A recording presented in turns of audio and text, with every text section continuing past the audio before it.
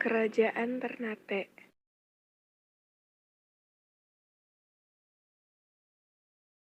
Agama Islam mulai menyebar di Ternate pada abad ke-14, dan keluarga kerajaan baru memeluk Islam pada masa pemerintahan Raja Marhum. Ternate menjadi pintu masuk utama perniagaan Maluku, mengungguli saudaranya Tidore. Di tengah aktivitas niaga tersebut, ajaran agama Islam yang dibawa pedagang Arab mulai dikenal rakyat Ternate. Keinginan untuk memperdalamnya pun mulai dirasakan sebagian dari mereka, terutama yang sering bersinggung dengan orang-orang Arab. Hikayat Ternate menyebutkan bahwa ketika Kolano Marhum berkuasa, datang seorang alim dari Jawa bernama Maulana Hussein yang mengajarkan membaca Al-Quran dan menulis huruf Arab. Kolano Marhum menjadi Raja Ternate pertama yang memeluk Islam, sedangkan putranya Zainal Abidin yang berkuasa antara 1486 sampai 1500 Masehi mulai memberlakukan hukum-hukum Islam.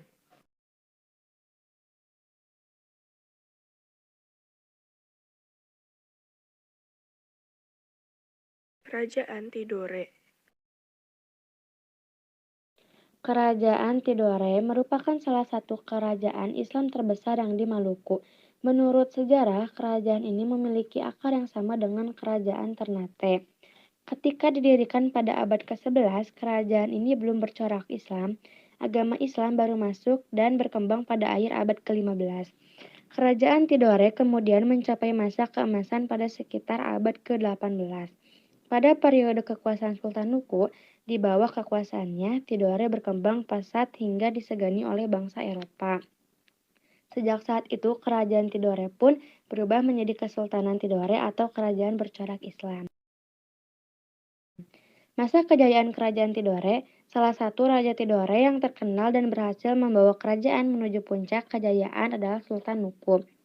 Runtuhnya kerajaan Tidore, setelah Sultan Nuku wafat pada 1805, Belanda kembali mengincar Tidore karena kekayaannya dan didukung dengan kerajaan Tidore yang mengalami konflik internal. Kerajaan Bacan.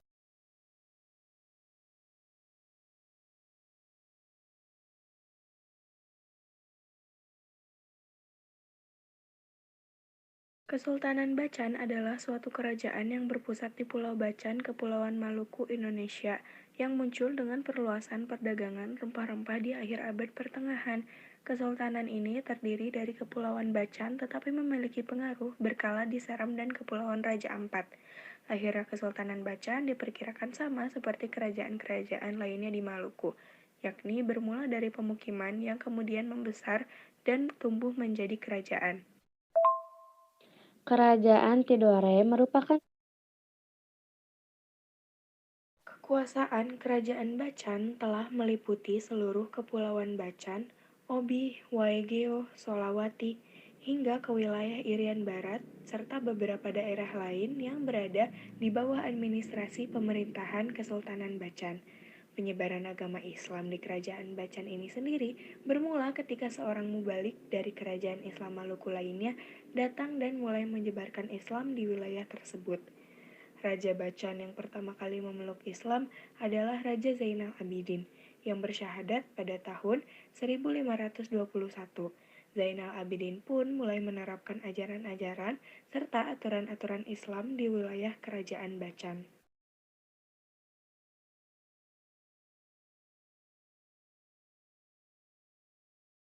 Kerajaan Jailolo.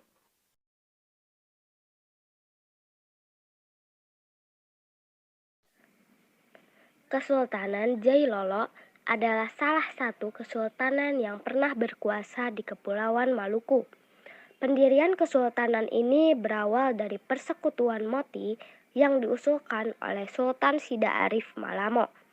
Kesultanan Jailolo adalah satu-satunya kesultanan di Maluku Utara yang berpusat pemerintahannya berada di Pulau Halmahera.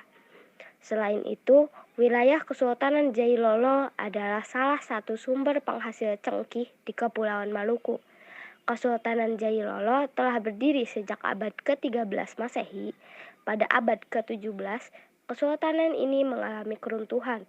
Wilayah-wilayahnya kemudian terbagi menjadi bagian dari Kesultanan Tidore dan Kesultanan Ternate.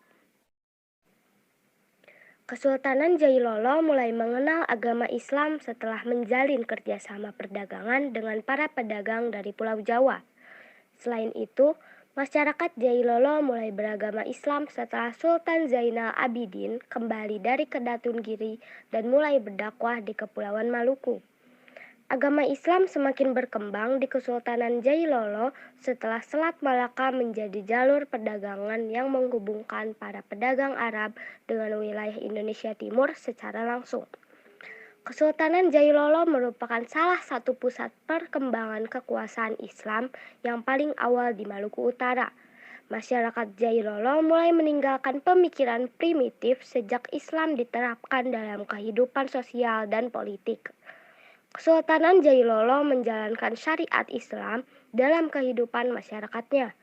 Al-Quran dan nasihat para leluhur menjadi sumber hukum utama dalam menjalankan hubungan sosial. Kehidupan masyarakat sepenuhnya diatur oleh adat yang dikenal sebagai adat se atau rang.